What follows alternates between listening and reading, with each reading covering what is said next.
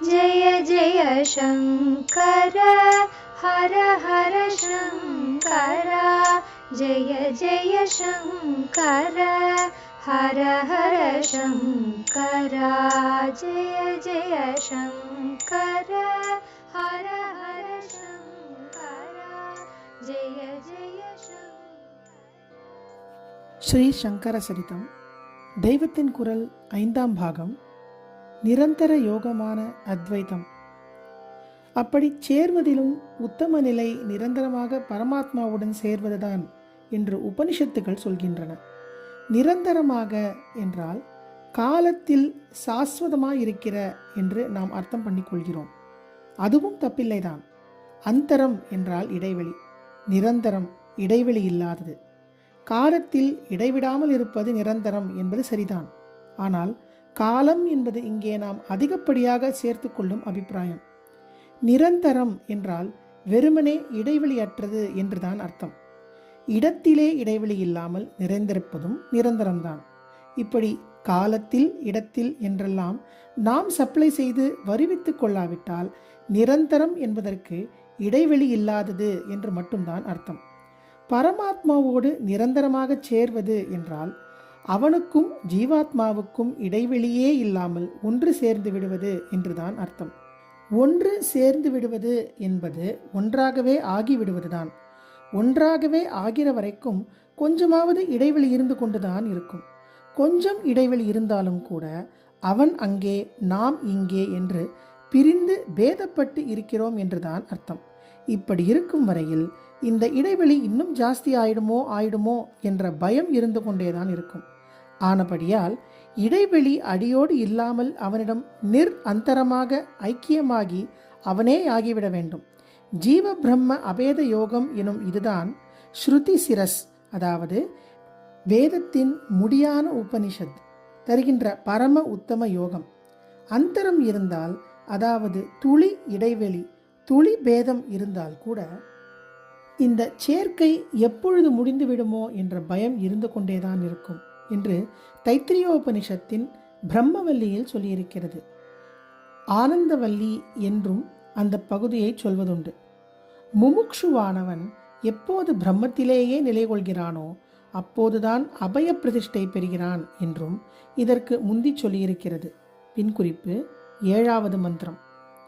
அத்வைத்தம் என்பது ஜீவாத்மா இப்படி பிரம்மத்துடன் இரண்டர கலந்து அதுவே ஆகிவிடுவதுதான். இந்த ஜீவ பிரம்ம அபேதமாகிய உத்தம யோகத்தை சொல்வதற்காகவே பகவான் கீதையை உபதேசித்தார். ஆனால் க்ஷத்ரியனாக கர்ம வீரனாக இருக்கப்பட்ட அவனுக்கு இதற்கான நிவிருத்தி மார்க்க உபதேசத்தை உடனடி உபாயமாக கொடுத்தால் அவனால் கிரகித்து கொண்டு பின்பற்ற முடியாது என்பதால் கர்மயோகத்தை முக்கியமாக சொல்லி மற்ற அநேக யோகங்களையும் சொல்லிவிட்டு முடிவிலே மோட்ச சந்நியாச யோகம் என்பதாக நிவிருத்தியை நன்றாக விளக்கிச் சொன்னார். ஆனால் அர்ஜுனன் கர்மயோகம் அனுஷ்டித்துத்தான் ஞான நிஷ்டைக்கு வர வேண்டும். ஆதலால் கர்ம பல தாதாவான தன்னிடம் எல்லா காரியங்களையும் அர்ப்பித்துவிட்டு சரணாகதி பண்ணினால் அவனை தாம் சகல பாபங்களிலிருந்து விடுவிப்பதாக அபயவாக்கு சொல்லி முடித்தார். துக்கப்படாதே, மா சுசக என்று பரம கருணையுடன் அவனை தடவி கொடுத்து ஆறுதல் சொல்லி முடித்தார். கண்ணன் செய்த புனருத்தாரணம். சூரியனுக்கு தாம் உபதேசித்து அப்புறம் இக்ஷ்வாகு பரம்பரையில் தொடர்ந்து உபதேசிக்கப்பட்டு வந்த யோகம் காலக்கிரமத்தில் சைத்தில்யம் அடைந்துவிட்டது, அதாவது சிதிலமாகிவிட்டது என்று பகவான் அர்ஜுனனிடம் சொல்லி அதை பக்தனும் சகாவுமான உனக்கு உபதேசித்து புத்துயிர் கொடுக்கவே நான் வந்திருக்கிறேன் என்று கீதோபதேசம் செய்தார். அர்ஜுனனை சாக்காக வைத்து லோகம் முழுவதற்கும் உபதேசம் செய்தார். இமம் விவஸ்தே யோகம் புரோக்த்வான் அகம் அவ்யயம் விவஸ்வான் மனவே பிராக மனுரிக்ஷ்வாகவே அப்ரவீத் ஏவம் பரம்பரா பிராப்தம் இமம் ராஜர்ஷயோ விதுஹு ச காலே நேஹ மகதா யோகோ நஷ்டஃப் பரந்தப ச ஏவாயம் மயா தேத்ய யோகஃப் புரோக்தஃப் புராதனஹ பக்தோசி மே சகாசேதி ரகசியம் ஹியேதத் உத்தமம். இந்த அழிவில்லாத யோகத்தை நான் சூரியனுக்கு உபதேசித்தேன், சூரியன் மனுவுக்கு உபதேசித்தான், மனு இக்ஷ்வாகுக்கு உபதேசித்தான். இவ்விதம் வம்ச பரம்பரையாக வந்த இதனை ராஜரிஷிகள் அறிந்திருந்தனர். எதிரிகளை தபிக்கச் செய்பவனே அர்ஜுனா, நெடுங்கால போக்கில் இந்த யோகம் இவ்வுலகில் நஷ்டமடைந்து நலிவுற்றது. நீ எனக்கு பக்தன், தோழனாகவும் இருக்கிறாய். அப்புராதன யோகமே இன்று என்னால் உனக்கு எடுத்துரைக்கப்பட்டது. இது உத்தமமான இரகசியமன்றோ? பகவான் இங்கே சொல்லும் யோகம் கர்மயோகம். அதைத்தான் பகுகாலமாக ராஜரிஷிகள் பரிபாலித்து வந்து கிருஷ்ணர் காலத்தில் அது சைத்தில்யமாய் இருந்ததால் அவர் மறுபடி ராஜகுலத்தைச் சேர்ந்த அர்ஜுனனுக்கு அதை உபதேசித்து புனருத்தாரணம் செய்வதாக சொல்கிறார். கீதையின் இமீடியட் கான்டெக்ஸ்டை பார்த்தால் இப்படி தெரியும்.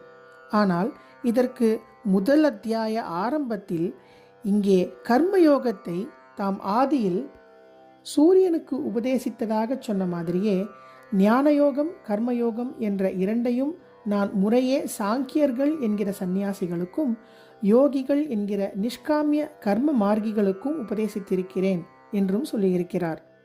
லோகேஸ்மின் த்விவிதா நிஷ்டா புரா புரோக்தா மயானக ஞானயோகேன சாங்கியானாம் கர்மயோகேன யோகினாம். ஆகையால் பிரவிற்த்திக்காரர்களுக்கான கர்ம யோகத்தை மட்டுமின்றி நிவிற்த்திக்காரர்களுக்கான ஞான யோகத்தையும் புனருத்தாரணம் செய்யத்தான் கிருஷ்ணர் அவதாரம் எடுத்திருக்கிறார் என்று தெளிவாகிறது. இவ்விரண்டு யோகங்கள் என்றால் எல்லா யோகமும் அடங்கலாக என்றே அர்த்தம். எதுவானாலும் பிரவிற்த்தி நிவிற்த்தி என்ற இரண்டில் ஒன்றில் கீழ் வந்துதானே ஆக வேண்டும்.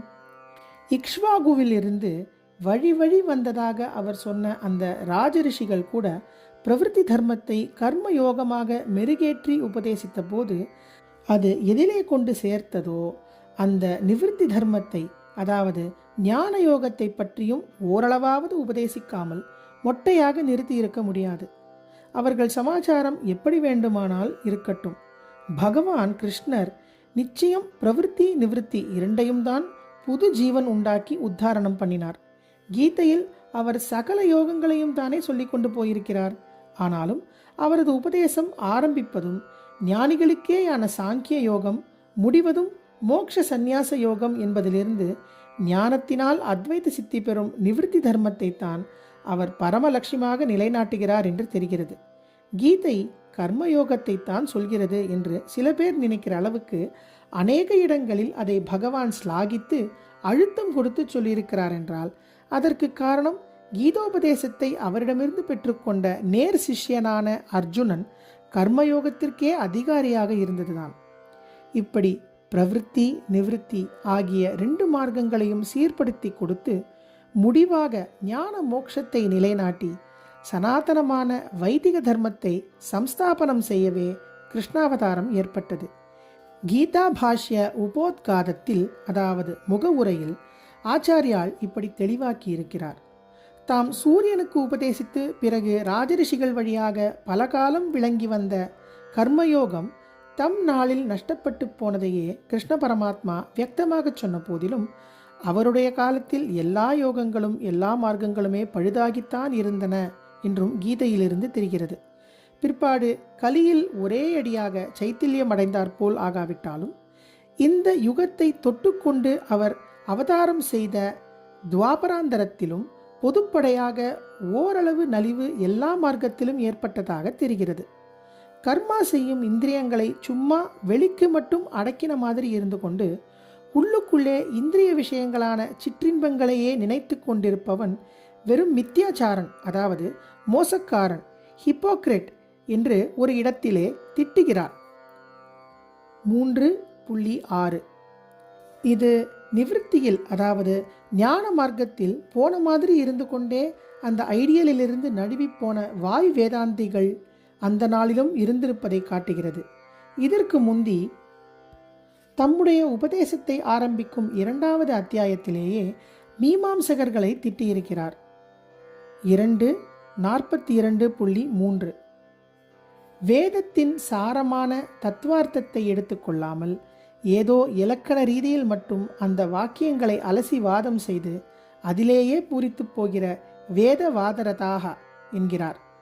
இப்படி மீமாம்சகர்கள் அர்த்தம் பண்ணித்தான் வேதத்தின் பிரயோஜனமே அது கர்மாவில் மனுஷனை ஏவுவதில்தான் இருக்கிறதே ஒழிய ஞான விசாரம் என்று கர்மாவை விட்டு சந்நியாசியாகப் போகிறதில் இல்லை என்று நிர்ணயிப்பது. ஆசை பூர்த்திக்காகவே கர்மங்களை செய்யும் இவர்களை காமாத்மாக்கள் என்று வைகிறார். மோக்ஷம் என்ற நித்யானந்தத்தை நாடாமல் தேவலோகம் என்ற கேளிக்கை உலகத்தையே நாடும் ஸ்வர்கபரர்கள் தங்களுக்கு இந்த வழியில்தான் போகமும் ஐஸ்வர்யமும் கிடைப்பதால் வாஸ்தவத்தில் பிறவிச் சுழலிலேயே பிடித்து தள்ளுவதான இந்த விஸ்தாரமான சடங்குகளை பற்றி பிரமாதமாக வசீகரமாக பிரசங்கம் பண்ணுகிறவர்கள் என்றெல்லாம் கண்டனம் செய்கிறார். புஷ்பாலங்காரம் செய்வது போல் வார்த்தைகளை ஜோடித்தே ஜெயிக்கிறார்கள் என்பதற்கு புஷ்பிதாம் வாசம் என்கிறார். இங்கிலீஷிலும் ஃப்ளவரி லாங்குவேஜ் என்று தான் சொல்கிறார்கள். இவர்களை அறிவில்லாத அவிபச்சிதர்கள் என்கிறார். கிருஷ்ணருடைய காலத்தில் கர்மயோகமும் கெட்டுப்போயிருந்ததை இது காட்டுகிறது. பிற்காலத்தில் நஷ்டப்பட்டு போன யோகம் என்று பகவானே சொன்ன விஷயம். பக்தி மார்க்கத்திலும் தப்பான வழிகள் ஏற்பட்டதை முன்னேயே சொன்னேன். யக்ஷ ராட்சசர் பூத பிரேதங்கள் வரை எல்லாவற்றையும் ரஜோ தமோ குணக்காரர்கள் ராஜசிகமாகவும் தாமசிகமாகவும் வழிபட்டதை சொன்னேன். இப்படி எல்லா மார்க்கத்திலும் ஏற்பட்டிருந்த சீரழிவை போக்கி புனருத்தாரணம் செய்யவே கிருஷ்ணாவதாரம் ஏற்பட்டது. தர்ம சம்ஸ்தாபனத்திற்காகவே அவதாரம் என்று கிருஷ்ணன் சொன்னது தெரிந்திருக்கும். தர்மம் என்பது பிரவிற்த்தி தர்மம் நிவிருத்தி தர்மம் என்று இரண்டாக இருப்பதென்று ஆரம்பித்தேன். நிவிருத்திக்கு பக்குவப்படுத்தும் நிஷ்காமிய கர்ம யோகமாக பிரவிற்த்தி மார்க்கம் அமையாத வரையில் அதற்கு தர்மம் என்று பெயர் கொடுக்கவே கிருஷ்ண பரமாத்மா தயாராக இல்லை. எத்தனைதான் வேத கர்மானுஷ்டானம் செய்தாலும் சரி, கர்ம பலனுக்காகவே செய்தால் பிரயோஜனமே இல்லை. பலனை தியாகம் செய்து நித்திய சௌக்கியத்திற்கான நிவிருத்தி மார்க்கத்தை மேற்கொள்ளும் சித்த பக்குவத்தை பெறுவதுதான் பிரயோஜனம் என்பதே அவர் அபிப்பிராயம். வேதாந்தத்தில் இருப்பதைத்தான் அவர் தம்முடைய அபிப்பிராயமாகவும் சொன்னார். ஆச்சாரியாலும் அதையே தான் நன்றாக மெருகேற்றி பிரகாசிக்க வைத்தார். பிரவிற்த்தியை கர்மயோகமாக்கினால்தான் கர்மயோகத்தினால் சித்தி சுத்தி, சித்த சுத்தி பெற்ற பின் கர்மாவில் பற்றுப்போய் ஞான விசாரத்தில் ஈடுபாடு ஏற்பட்டு நிவிருத்திக்கு போவது என்று ஆகும். பலனுக்காகவே கர்மாவை ஆயுஷ் முழுக்க பண்ணி கொண்டிருப்பது என்ற மீமாம்சையை ஏற்றுக்கொண்டு விட்டால் அப்புறம் நிவிருத்தி மார்க்கம் ஏது? இவ்விதத்தில் கிருஷ்ணர் நாளில் நிவிருத்தி தர்மத்திற்கு முக்கியமான ஹானி ஏற்பட்டு அவர் இரண்டையும் ஸ்தாபிப்பதற்காக அவதரித்தார்.